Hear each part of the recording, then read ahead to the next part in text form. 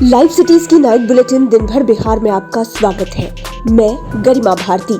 सबसे पहले आज की सुर्खियों पर एक नजर। बिहार में हटी पाबंदियां, कल से खुलेंगे स्कूल कॉलेज। सामाजिक राजनीतिक आयोजन के लिए प्रशासन की अनुमति जरूरी। जेडीयू बोली, केंद्र सरकार का नियम कोई ब्रह्मा लकीर नहीं। तेजस्वी यादव ने कह दिया, अकेले लड़ेंगे एमएलसी का चुनाव। बेरोजगारी के मुद्दे पर अब चिराग पासवान भी सड़क पर उतरेंगे। छपरा में जहरीली शराब ने फिर ली 2 लोगों की जान। मुजफ्फरपुर पुलिस ने बड़े शराब माफिया को किया गिरफ्तार। बगहा में नदी में डूबी कार, लोगों ने भागकर बचाई जान। संघ की पति ने पत्नी की बेरहमी से की हत्या और लता मंगेशकर के निधन से शोक में डूबा पूरा देश। अब खबरें विस्तार से। कोरोना की पाबंदियों को लेकर बिहार सरकार ने नई गाइडलाइन जारी की है। ये गाइडलाइन 13 फरवरी तक लागू रहेगी। सीएमजी की हुई समीक्षा बैठक में कई अहम फैसले लिए गए। सीएम नीतीश कुमार ने ट्वीट कर सभी निर्णयों की जानकारी दी। उन्होंने बताया कि 8वीं कक्षा तक के सभी विद्यालय 50% क्षमता के साथ और उससे ऊपर के सभी विद्यालय और महाविद्यालय, कोचिंग संस्थान पूरी उपस्थिति के साथ खुल सकेंगे, जबकि सभी सरकारी कार्यालय सामान्य रूप से खुलेंगे। केवल टीका लेने वाले लोगों की ही कार्यालय में एंट्री होगी। वहीं सभी दुकानें, प्रतिष्ठान, शॉपिंग मॉल और धार्मिक स्थल सामान्य रूप से खुल सकेंगे। सरकार की ओर से जारी की गई नई गाइडलाइन के अनुसार कल से cinema hall, club, gym, stadium, swimming pool, restaurant और खाने की दुकानें 50% क्षमता के साथ खुल सकेंगे। वहीं जिला प्रशासन की पूर्व अनुमति से सभी प्रकार के सामाजिक, राजनीतिक, मनोरंजन, सांस्कृतिक और धार्मिक आयोजन किए जा सकेंगे। सभी पार्क और उद्यान सुबह 6 बजे से दोपहर के 2 बजे तक खुल सकेंगे। वहीं विवाह समारोह, अंतिम संस्कार, श्राद्ध कार्यक्रम में भी अधिकतम 200 व्यक्ति शामिल हो सकेंगे। बिहार में विशेष राज्य के दर्जे पर सियासत थमने का नाम नहीं ले रही है। जेडीयू के पूर्व प्रदेश अध्यक्ष वशिष्ठ नारायण सिंह ने एक बार फिर विशेष राज्य के दर्जे की मांग को दोहराते हुए कहा कि केंद्र सरकार का नियम कोई ब्रह्मा की लकीर नहीं, जिसे बदला नहीं जा सकता है। उन्होंने कहा कि जेडीयू ने इसके लिए कई आंदोलन भी चलाए हैं। बिहार से लेकर दिल्ली तक विशेष राज्य के दर्जे के लिए मुहिम चलाई गई है, लेकिन सफलता नहीं मिली। जब भी जेडीयू विशेष राज्य के दर्जे का प्रस्ताव केंद्र को भेजती है, तकनीकी कारण बताकर खारिज कर दिया जाता है।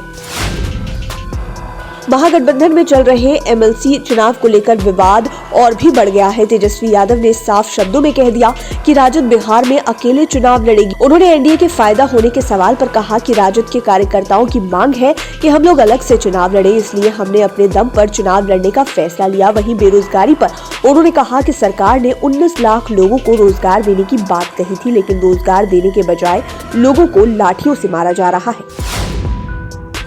बिहार में बेरोजगारी और नौकरी के मुद्दे पर अब चिराग पासवान भी सड़क पर उतरेंगे। चिराग ने 15 फरवरी को पटना में राजभवन मार्च करने की बात कही है। चिराग पासवान ने कहा कि अगर सरकार इस मार्च पर सख्ती दिखाती है या फिर पुलिस के जरिए कोई बल प्रयोग किया जाएगा तो पहली लाठी वही खाएंगे। चिराग पासवान ने कहा कि नीतीश सरकार की गलत नीतियों का खामियाजा न केवल बिहार के युवाओं को भुगतना पड़ता है, बल्कि राज्य की जनता मौजूदा शासन से पूरी तरह से त्रस्त हो चुकी है।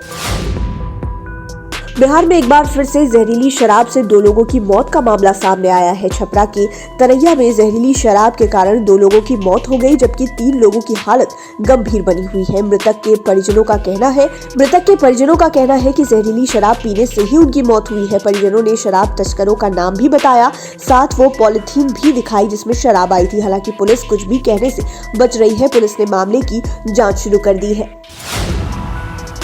मुजफ्फरपुर पुलिस को बड़ी सफलता मिली है। पुलिस ने बड़े शराब माफिया को गिरफ्तार किया है। बताया जाता है कि कोरोना में जब होटल व्यवसाय चौपट हो गया था तो वह शराब के अवैध धंधे में उतर गया और जमकर पैसा कमाया। उसने खुद कबूला है कि वह पिछले कई महीनों से शराब का कारोबार कर रहा था।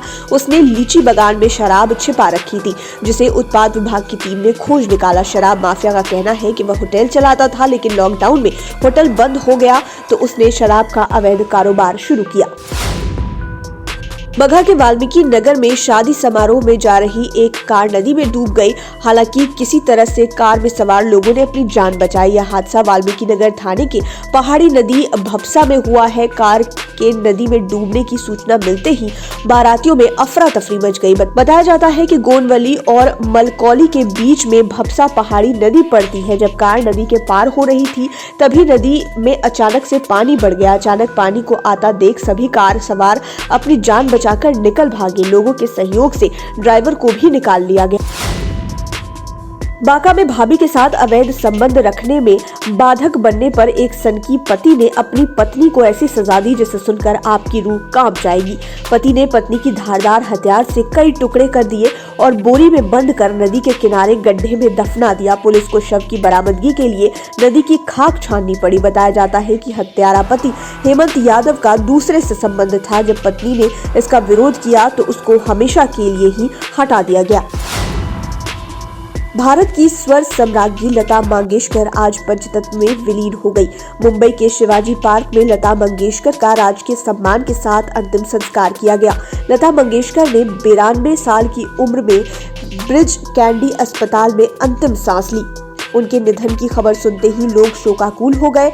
लोगों ने लता मंगेशकर के प्रति शोक संवेदना प्रकट की है। बिहार के राज्यपाल फागू चौहान, सीएम नीतीश कुमार, लालू यादव, तेजस्वी यादव सहित बिहार के कई नेताओं ने शोक संवेदना व्यक्त की है। लाइव सिटीज की नाइट बुलेटिन में फिलहाल इतना ही। खबरों की दुनिया में बने रहने के लिए हमारे चैनल को सब्सक्राइब करें। ये वीडियो फेसबुक पर देख रहे हैं तो पेज को लाइक करें, साथ ही साथ हमें ट्विटर पर जरूर फॉलो करें। धन्यवाद।